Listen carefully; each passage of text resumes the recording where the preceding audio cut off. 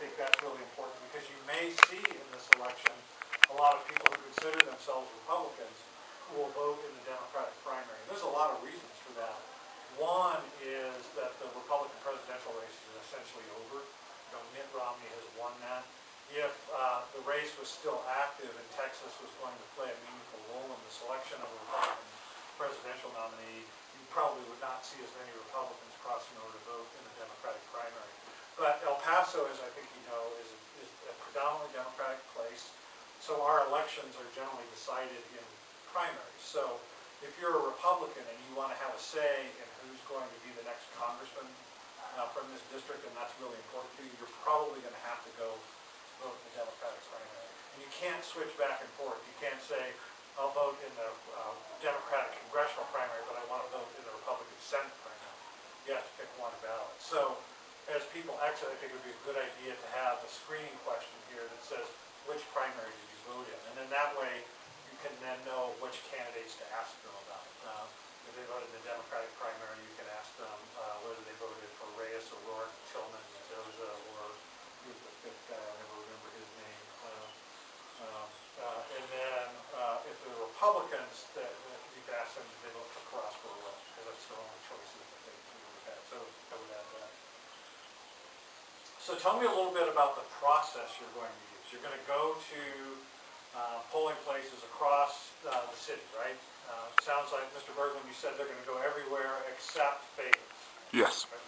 So that's good, and Favens is a good one to exclude because Favens is no longer in the 16th Congressional District with the recent redistricting. That area was moved to the 23rd. So for the main race you're studying, it's really not that important. So you're going to go out to these polling places. So you're standing there. I'm assuming there'll probably be at least two of you at your working teams at every polling place. So as people exit the polling place, how do you determine who you're going to approach? Very good. Okay. So how do you randomize it? How do you ensure that it's random? Okay. Is that what you're going to do? I think it's a brilliant idea. That way, because and I saw this when I was doing exit polls when I was in college. As human beings, we tend to like to approach people who are like us. So when I was a college student, I was more comfortable approaching people who are a little bit younger and not as comfortable approaching people who are older. So you want to take that sort of bias out of the equation, and the best way to do it is to do exactly what you said. You say, we're going to go approach every third voter coming out, no matter who they are, what they look like. That adds a randomness to it, so that's really important. So you're going out for the first time on Monday, right? The first day of early voting. And then you're going to go out one more time during early voting, is that right? Saturday. Yeah. And then you'll be out on election day, right? So let's talk a little bit about, so somebody brought up the idea of we want to see some trends that emerge and some differences. Do you think people who are voting on Monday, the first day of early voting, are going to be different from the people who vote on May 29th, the election day? Or do you think they'll be largely similar? I'll throw out some of my thoughts, and feel free to disagree with these. I think the people who go out Monday are people who will be the most active kinds of voters, the most partisan kinds of voters. And the reason for that is they made up their minds months ago. They knew they're going to vote for Sylvester Reyes or they're going to vote for Beto O'Rourke, and they don't need to see the rest of this campaign play out. Nothing's going to change their mind. The people who will wait to vote on election day are probably less active voters. They may decide at the last minute, okay, I do want to vote in this election, so I'm going to go out there. So it'll be very interesting to see. One of the things I encourage you to look at when you start to analyze the data is, did the people who voted on the first day of early voting vote differently than the people who voted on election day? I suspect you probably will see some differences. The other thing I encourage you to look at, you've got a very good question on here about how people get their political information. Look at the people who vote on the first day versus the people who vote on the election day, and see if there's a difference between how they get their information. I suspect there will be. I think the people who vote right away are probably more informed. They're probably consumers of newspapers and other media. It may not influence their vote very much, but they probably consume it.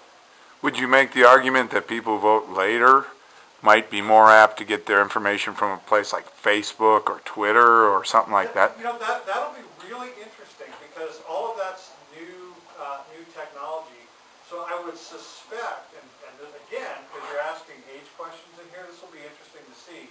My guess, if I was purely guessing, you can test my hypothesis at the end, is that the people who are voting on the first day of early voting are going to be much, much older than the people who vote on election day. So you know how social media trends are. The people over 65 don't use social media as much as people under 45, say. So then social media may be a bigger influence on those later voters. So that'll be a very interesting sort of hypothesis to test. How are you entering this data, by the way? They're going to send it or bring it to us that evening, and then we're using a program called Access. And then we're bringing Access into Excel, and then we're breaking it down through Excel. So if the El Paso Times can use it, and here's where we're trying to get the key for the El Paso Times to help us publish some of this data, we will disseminate the information we learned from the first day of voting, and then we can take some of those other questions after Election Day and compare the two too. But for the most part, when we talked about it in class, is there any energy in this election? Usually primary elections are really slow. Is there going to be any more out there because of the nature of Congress now? And are people really tired of Sylvester Reyes, perhaps? I mean, that's kind of partisan to say, but are they tired of him?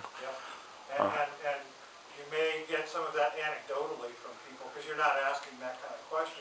But I would encourage you as you're talking to people, in addition to taking the basic information on the form, when they tell you something anecdotally, like, I just think it's time for Reyes to go, or I don't like that O'Rourke guy because he overturned my vote when he was on city council, jot that down on the side and take notes of some of those anecdotes, and you may start to see some patterns emerging that might be kind of interesting. So you can get a lot of data beyond what's on the form if you continue to mine it. And that's why it's good to have two people doing this, because somebody could be focused on making sure that things are going down on the form, and you could have the second person as sort of the observer who looks for stray anecdotes or something like that. I've told them that they shouldn't crowd the voter. I said they should only probably go. You think two of them can go up at a time and talk to the voter? Yeah.